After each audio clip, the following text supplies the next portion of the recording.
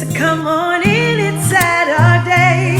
It's our day to laugh, to talk, to share. No judgment here, so no need to fear. Only what the Lord wants to say, so come on. Happy Saturday. Come on in, grab your drinks, your coffee, your water, your tea, whatever you are sipping on, and let's talk. It is Saturday, our day to get into God's word, to find out what's on his heart concerning you and me. Guys, I have missed you. It has been 3 weeks, almost like a full month, and I have missed our day, but trust me, I've been busy. I was in New York, visiting family, went back home for my husband's birthday, and then just had family in last week, and so I just had 3 kind of full weekends. But guess what? We are back to our normal Saturday schedule, and so thank you for sharing Saturday with me. You know how important Saturday is to me, and most importantly,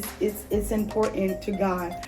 Yes, Saturday. You're like, what do you think? You special? Yes, I am special, but guess what? You're special too. So understand and recognize that whatever God has given you to do, it is important to him. It is special to him. No matter if you have one person viewing or billions of people viewing, no matter whether you get feedback or you don't get feedback, the most important thing in our walk is following the instruction of the Lord. Why is that important? I believe that's going to be it is important, period. But I believe that is going to be so important in how the next few months and years of our lives play out. As our world turns, I put something up on Facebook that the Lord had given me in my prayer time, that the world is turning. And as it does, we as believers have to make sure that we stand firm on what we believe and who we are.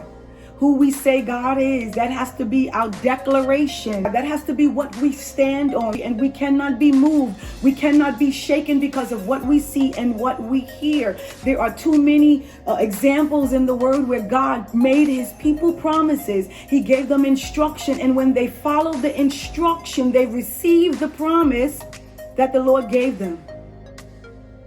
The key is following the instruction. So whatever it is that God has given you to do, know that it is important. Follow the instruction. He didn't say do this and this they will follow you. He didn't say do this and they will come. He didn't say do this and you will be praised. If those things happen, glory to God. But if it does not happen, what I do know is I've been obedient to do what God has told me to do. And you need to find yourself in the same place. And so with that thought, we are going to talk this Saturday about, but what do you have? Yeah, but what do you have? I don't know why this is. When you are asked the question, what do you have? It suggests that you have something. The problem with many of us is that we see what God has given us, or we know what he's told us, but we don't think there's any worth to it. We don't think there's any value to it. Why? Because we are measuring it up and weighing it against what we see other people doing, what we see that they have, the response that they are getting. And because we're not getting that same response, we are not getting that same feedback, right? Then it's like, I don't really have anything. Oh, I mean, I have that, but that's nothing. So when the question is asked, what do you have? It suggests that you have something. The Lord has given each of us something. Not just something to have, but something that is designed and was designed to, in turn, when we operate in it and when we function in it, to give him glory. Some of us, it stops with us. See, because the praise and attention comes to us. And so we kind of cap it off there and say, oh, wait a minute. I'm getting this notoriety. I'm getting this attention. I got this light on me. They calling on me. My name is being made great.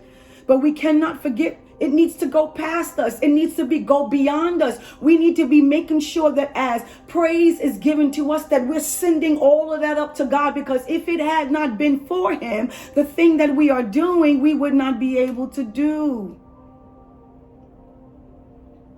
And so the problem is we don't see value in what we have. We don't think that it is enough. It is enough. Here is the result of that problem is that we don't move. When we don't see value and worth in what we have, we will not move. When we don't think it is enough, we will not move. Now, the bigger picture is when we don't move with what God has given us, when He has designed it to bring Him glory and to bring a return, we cannot please Him. So while you're praying, while you're shouting, while you're dancing, while you're worshiping, while you're serving, while you're doing all of these things, the question is, what do you have? And is God seeing the return? He has made an investment in all of us with the price that He paid on the cross.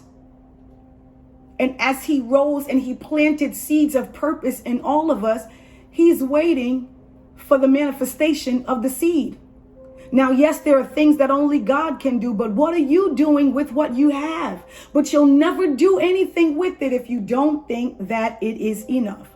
And once again, if you don't think that it's enough and you don't move in it, you will not please God. Hebrews 11:6 says, "For now without faith, it is impossible to please God."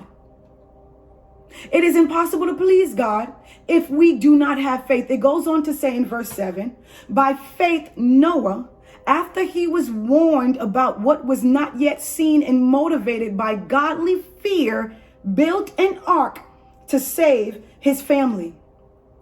That means Noah believed God and he moved. He was given instruction. He was given sight of what was to come. It produced fear in him, but the Bible says a godly fear. Why? He was not frantic. He was not spastic, right? He was not anxious. The Bible tells us to be anxious for nothing.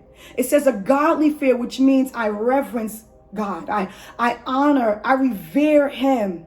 And so because I revere Him, I'm going to step out by faith to begin to work what He has told me to do, even though what I'm doing makes no sense because I don't see the outcome of what this thing is and how this thing is going to benefit me. But as he built the ark, we all know one day a flood came and his family and many animals were able to get on that ark. And they were safe from the flood waters that covered and destroyed the earth. Which means that the promise of God came after he followed the instructions. And many of us are looking for the promises of God, yet we have not followed one simple instruction that He has told us to do. Why? Because what I have is not enough. God, what I have is just a little bit. What I have, it don't even make sense. This little thing will never produce that major thing. But when we put little things in the hand of God, especially something that He has given us, when we give it back to Him, He's able to multiply it. He's able to increase it. He's able to stretch it. You know, it's like we give our children back to God and through the form of dedication. What are we saying? This little baby that you have promised me, that I longed for, you finally given it to me. And now I'm presenting this little boy, I'm presenting this little girl back to you to say, Lord, this is yours. He's yours. She's yours. Help me as a mother to guide him. Help me as a mother to guide her during her life and or his journey. When we think about what we don't have, I want you to think about this. When you think you don't have what you need, you really have all you need. Many times we think we don't have what we need. But what if what we do have is really all we need? The key is God will never ask you for what you don't have. That's kind of simple, right? If God asks and requires something of you, that means we already have what we need to at least get it started.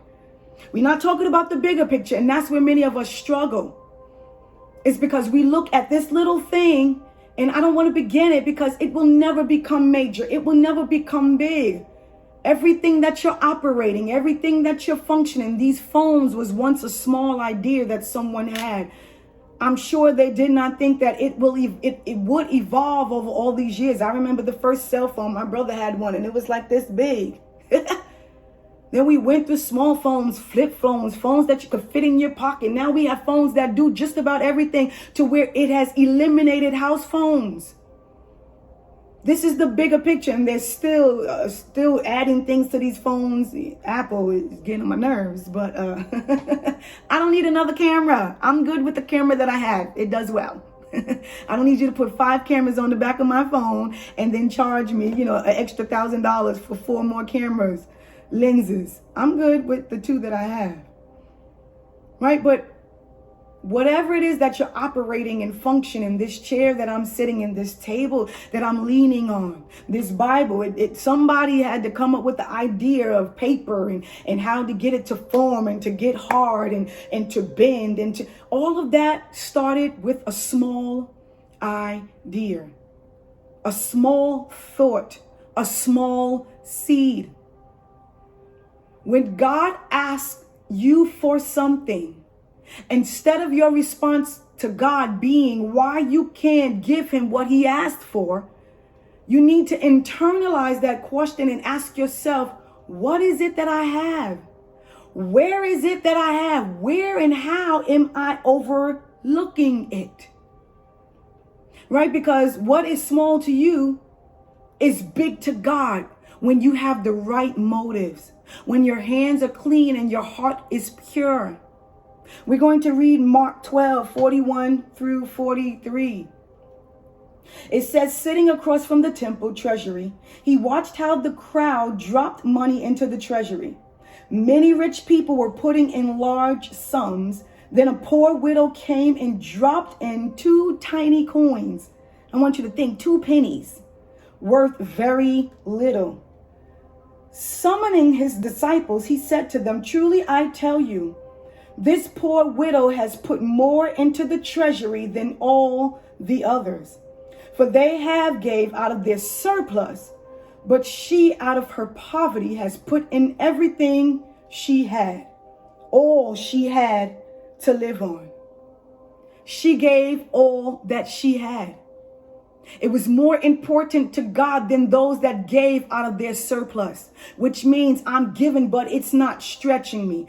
I'm giving this money, but it doesn't really make a difference because I have so much of it. This is just extra that I have to splurge on. But this lady, this widow, all she had, she gave. And it was major in the eyes of God, to the point he said she has given more than all of they. Why? Because this is her last.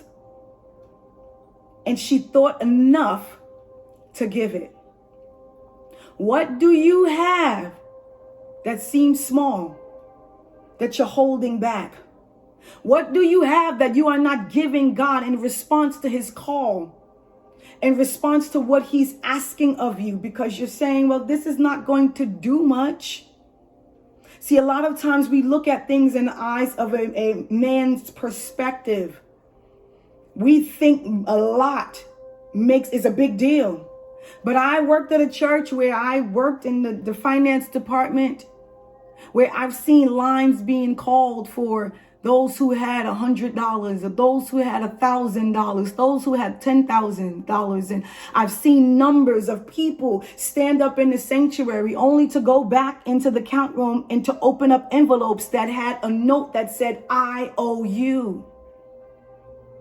Now, I'm not talking or speaking against anyone's faith, but was that a matter of their faith, believing that God was going to give them the money that was asked for? Or was it a matter of me being seen? So because they're calling for the $1,000 line, and I want people to think that I have money, I want to feel important, or the people that giving 100, or the people that's just giving what they can, they didn't pray for them. But everyone that came up in the $1,000 line, they normally pray for them. They normally give them a prophetic word. And I need a prophetic word. I want a prophetic word. So, I'm just going to write IOU on this envelope and stand as though I have this money because I want to be seen. Wrong motives. Wrong motives. Here's a key.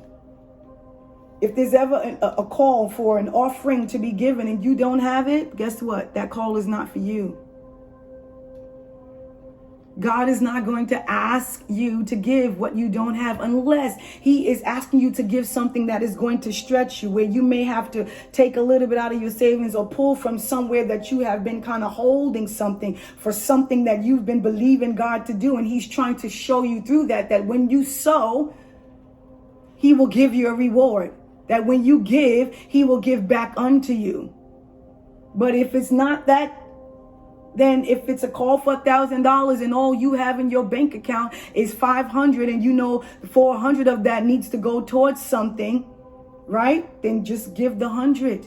The $1,000 call is not for you. So stop measuring yourself up to what you see other people doing or what you see that they have. We get ourselves in a lot of problems and a lot of trouble when we try to mirror and mimic other people instead of doing what God has told us to do. Instead of doing what God has called us to do and told us to do. Now we're going to go to 2 Kings 4:1-7. And in us reading this, we're going to kind of go through this whole process and what really that the Lord showed me, what we can extract from this example, because that's the beautiful thing about the word, right? These are not just stories, fictional stories. These are not just stories for us to read about just to kind of waste our time or just to give us hope in something that is not true. Remember, God is his word. And so if we believe God, we have to also believe in the word. So these examples and things that he's showing us in his word is something that we can glean from, something that we can hold on to, something that can be the example as to how we walk out our lives. So 2 Kings 4:1-7. It reads, one of the wives of the son of the prophets cried out to Elijah, your servant, my husband, has died. You know that your servant feared the Lord. Now the creditor is coming to take my 2 children as his slaves. Elijah asked, what can I do for you? Tell me, what do you have in the house? She said, your servant has nothing in the house except a jar of oil. Then he said, go out and borrow empty containers from all your neighbors. Do not get just a few. Then go in and shut the door behind you and your son and pour oil into all these containers. Set the full ones to one side. So she left. After she had shut the door behind her and her sons, they kept bringing her containers and she kept pouring. When they were full, she said to her son, bring me another container. But he replied, there aren't any more. Then the oil stopped. She went and told the man of God, and he said, go sell the oil and pay your debt. You and your son can live on the rest. So here we have this lady who has a need. She presented her need to the prophet. His question was, what do you have in your house? And as I said earlier, what she thought was not enough was really all she needed. And so we kind of got to go through this and see what can we extract from this and what questions do we need to ask ourselves pertaining to, but what do you have? The first thing, it says, your servant, my husband, has died. You know that your servant feared the Lord. And now the creditor is coming to take my children as slaves. My first question to you is, who are you connected to? Who are you connected to? She was able to pull on the prophet as a result of her husband being connected rightly. Right relationships produce right results. Wrong relationships produce wrong results. Because her husband was connected not only to Elisha, because it says your servant, and she said it twice, kind of reminding him like, all right, your servant, your servant, he was your servant. Hello, he was your servant. Just trying to get you to know. Not only was he connected right to Elisha because he was a servant, but he was also connected right to God because it said, you know, the servant who feared the Lord. So he had 2 right relationships. When we talk about God showing us, or us having favor, not only with God, but also with men, who are you connected to? Because many times God will put our answers in the mouths of people. But if you're not connected, then you can never get that answer. Where you're sitting and standing and praying and waiting on God, God is like, I put your answer in so-and-so's mouth.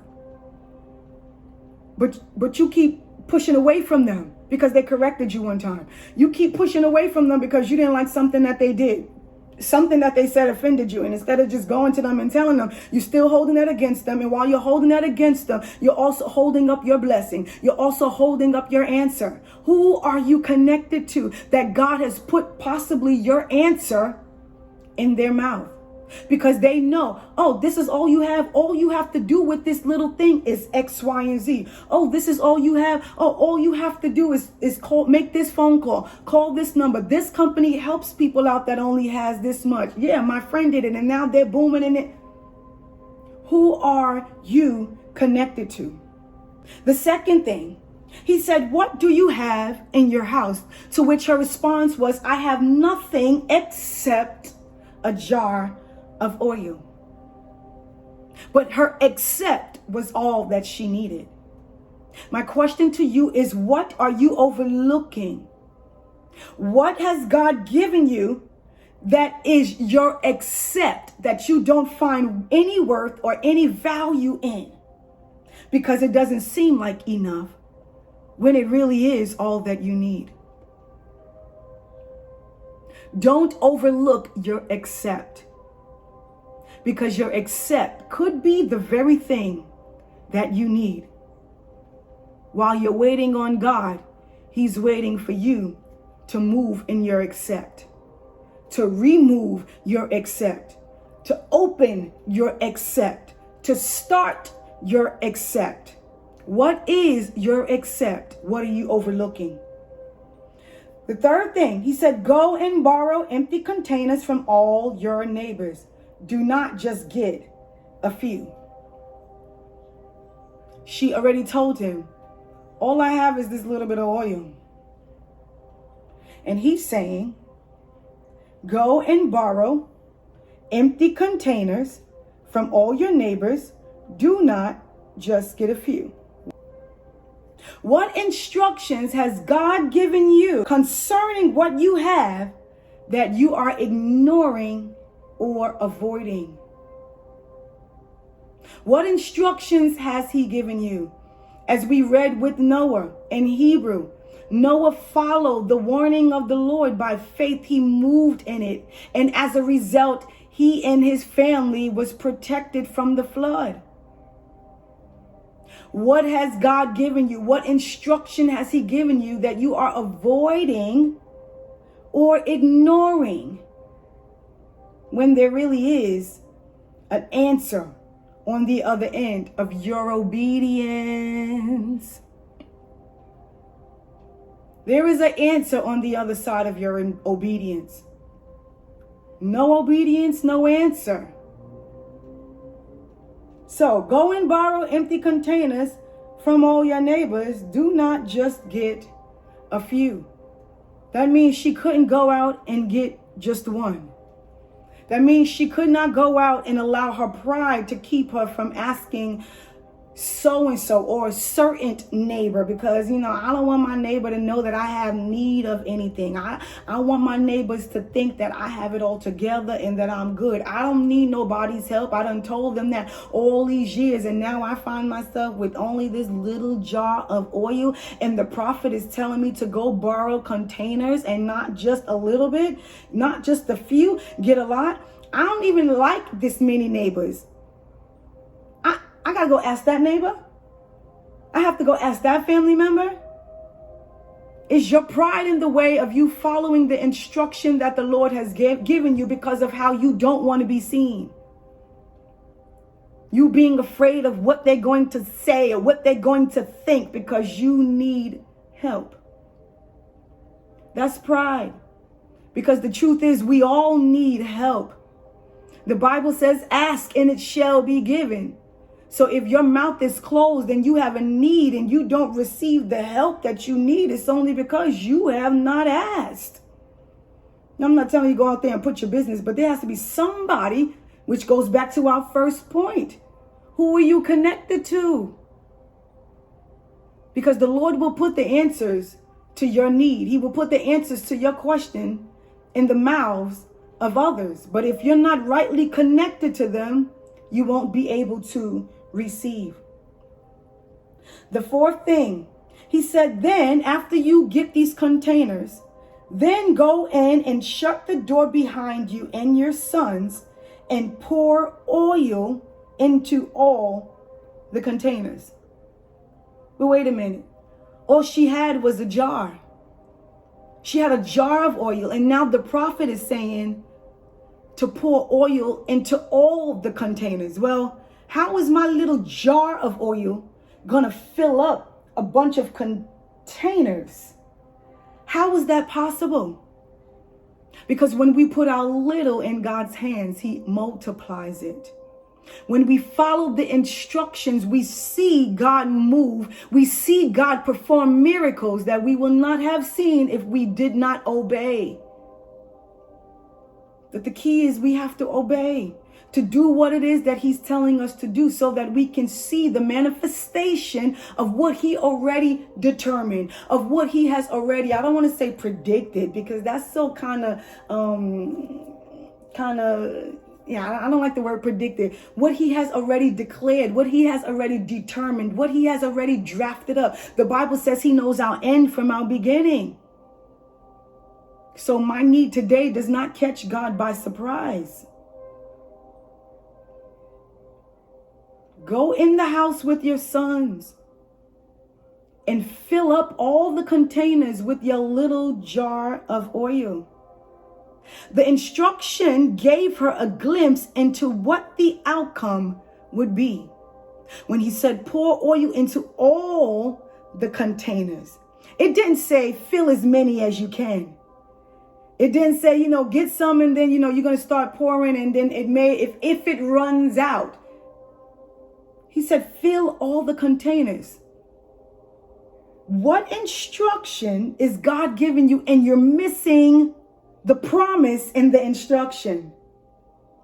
The promise in the instruction that was not necessarily noted or stated as fact was, you will have enough oil to fill up all the containers that you bring in.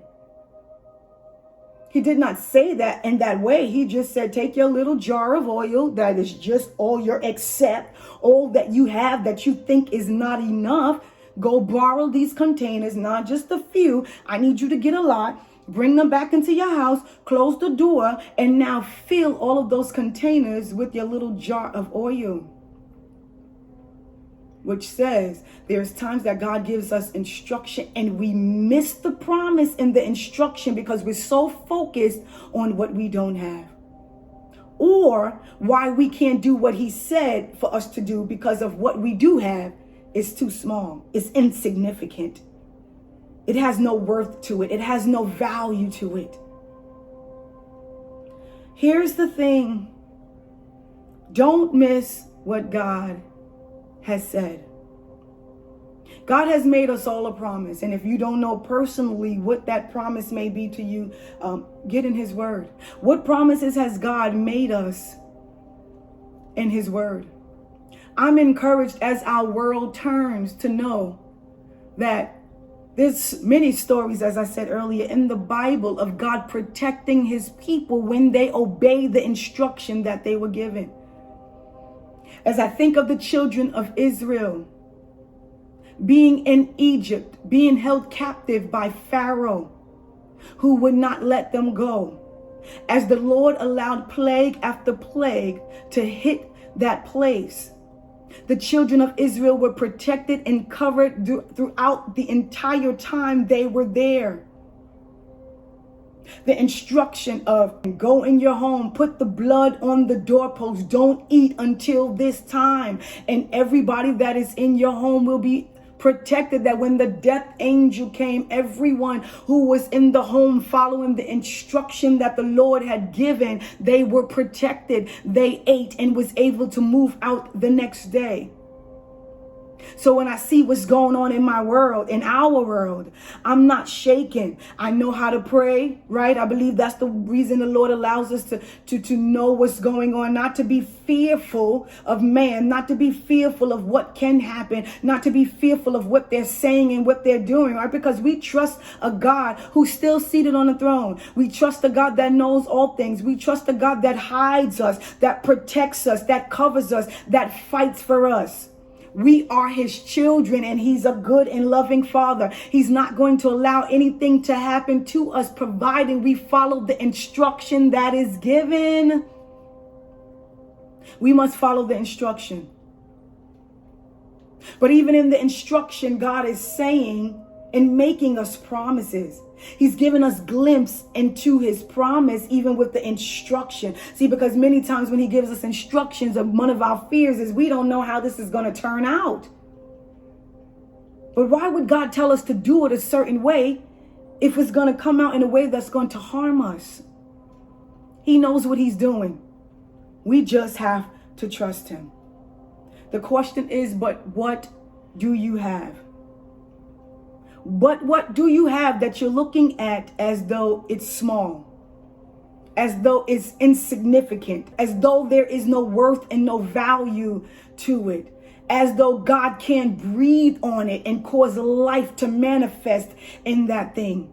That God will do something greater for people who have no connection to him, as we're watching them flourish, as we're watching them become successful. Will he not do that much more for his children? Now, our success may look different than the world's success, so we have to change our way of thinking.